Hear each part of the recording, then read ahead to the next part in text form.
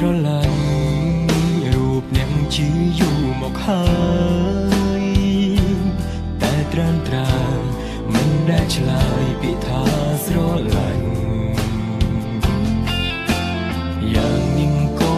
ដោយក៏ខ្ញុំមិនទាន់ចាញ់នៅស្រឡាញ់នៅតែតាមស្នេហ៍ស្រី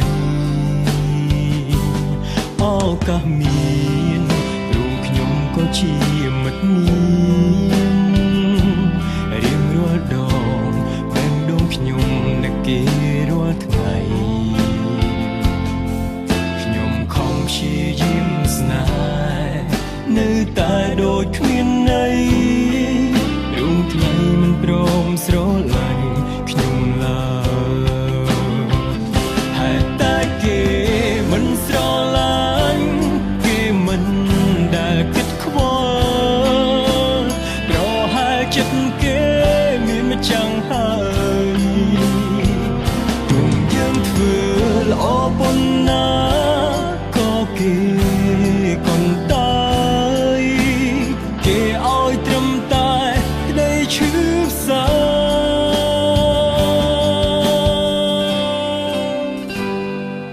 នៅពេលនេះ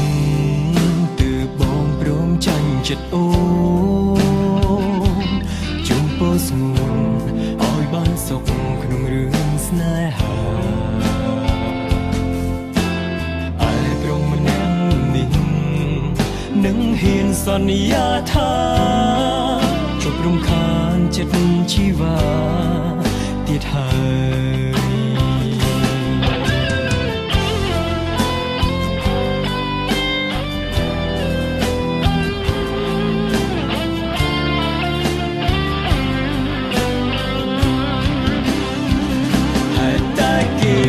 មិនស្រឡាញ់គេមិនដែលគិតខ្វល់ប្រហែលចិត្តគេមានម្ចាំងហើយទុំយើងធ្វើល្អប៉ុណ្ណាក៏គេកុំតាយគេឲ្យត្រឹមតែក្តីឈឺផ្សា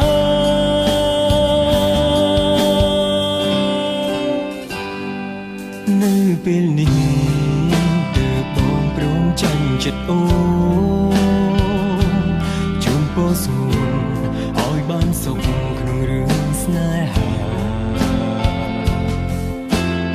ឯប្រុសម្នាក់នេះនឹងហ៊ានសន្យាថាជប់រំខានចិត្តជីវ៉ាទៀតហើយ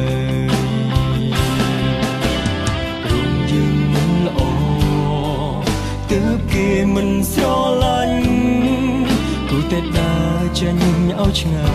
យពីគេ